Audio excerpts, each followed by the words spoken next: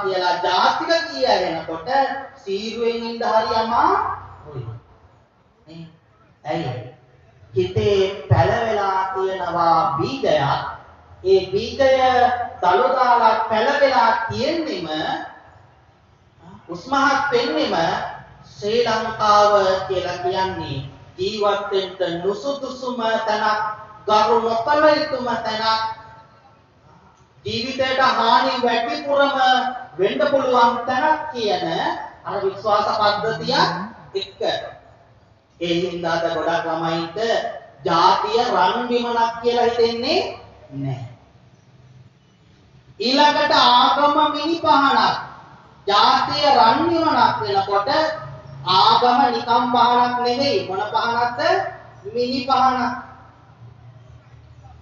අද අම්මලාට වෙනම agreement sign කරන්න වෙලා තියෙනෝනේ ළමයින්ව පන්සලට කරගෙන යන්න. ඒකනේ ඇත්තම කතාව. පන්සල් යන් කිව්වොත් නැති ලෙඩ ටිකක් ළමයින්ට හැදෙනව නේද? පන්සල් යන් කිව්වොත් නැති ලෙඩ ටිකක් ළමයින්ට හැදෙනවා. ඔය කවුන්සලින් වලට ඇවිල්ලා අම්මලා කියන කතාව තමයි මම මේ කියන්නේ. ආමුදුරනේ ඕන කියාවක ළමයි කරගෙන යන්න පුළුවන්. පන්සල් එක්ක කරගෙන යන් කිව්වොත් එහෙම අර කොහේදෝ නැති ලෙඩ ටිකක් පුතාට එනවා දුවට එනවා. එතකොට චූටි කාලේ ඉඳන්ම අම්මයි අප්පච්චි දක්ෂ වෙන්න ඕන මොකටද?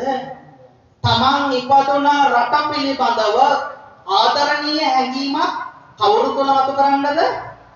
ළමයා තුල මතු කරන්න. ප්‍රශ්නේ කොතනද තියෙන්නේ?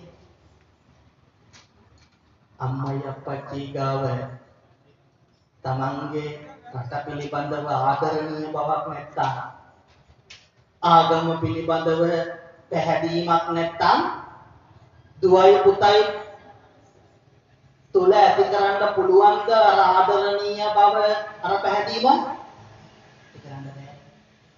ගේ ඇතුලේ වැපිරෙන්නෙම අර මම මුලින් කියපෝ අපේ ශ්‍රී ලංකාව කියන රට ජීවත් වෙන්න නුසුදුසුම තැනය කියන එක නම් ආගමක් කියලා කියන්නේම මුළු ජීවිතයම නන්නත්තර කරන තැන ජීවිතයට වටිනාකමක් ගෙනල්ලා නොදෙන්නේම දෙයක් කියලා හිතනවා නම් ඒ කතාව නම් ඒ විශ්වාස පද්ධතිය නම් ගේ ඇතුලේ තියෙන්නේ ළමයි කල්පනා කරනවා මගේ අම්මා තාත්තා මගේ රටට ආදරය කරන්නේ නැත්නම් මම මොකටද ආදරය කරලා මගේ අම්මයි තාත්තයි ගමේ පන්සලට යන්නේ නැත්තම් ගමේ පන්සලේ ලොකු හාමුදුරුවොත් එක්ක පැහැදීමෙන් කටයුතු කරන්නේ නැත්තම් අඩුම තරමේ පොයටවත් පන්සලට